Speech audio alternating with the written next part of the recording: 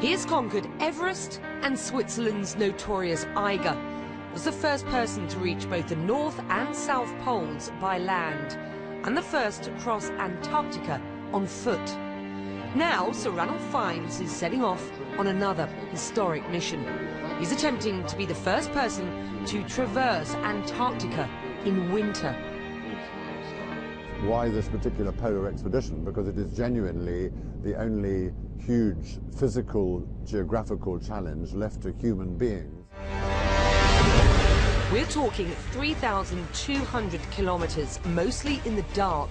6 grueling months at temperatures as low as minus 90 degrees.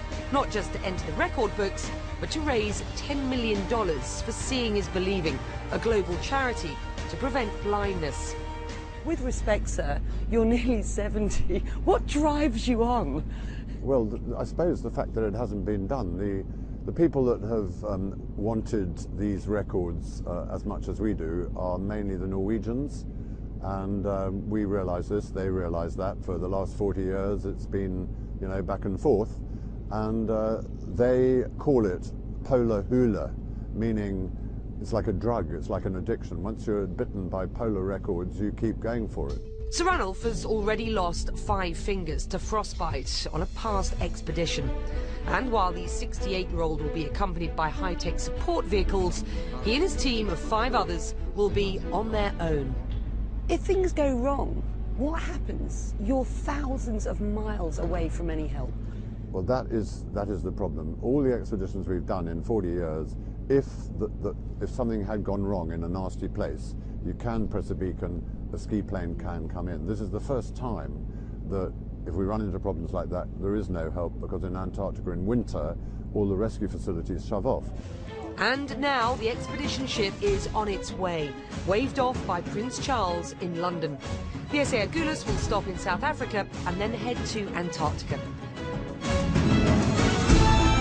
The team will start from Dronning-Maudland in the north on March the 21st and trek south to reach Captain Scott's base at McMurdo Sound by September the 21st.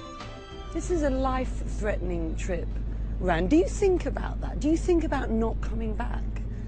I don't think about not coming back because, I mean, more people get killed on the roads here than they do in Antarctica. That's because there are more people on the roads here than there are people in Antarctica. I had a massive heart attack reading a magazine on an aeroplane. You know, you don't need to go to Antarctica to pop it. What does the family think, though? Do they encourage this? For 36 years, my late wife was the radio operator and base commander. She was on the expeditions. When she died, when I got married again, had a baby daughter, I haven't been on a big expedition since that happened. Therefore, I will know whether it has a bad effect mentally or not when I go on it. When you look forward at this point, what is it you're thinking about most? Well, you think about your family, you know, your wife, children, and if you want to be a bit more sort of physical, my personal thing is to have a hot bath. I love hot baths, foam baths, and you know, to me that's better than any sort of amphetamine. So you're not going to have one for about 6 months. I have one before you leave. No, the number of them. The people do smell, but then they all smell, so it doesn't matter.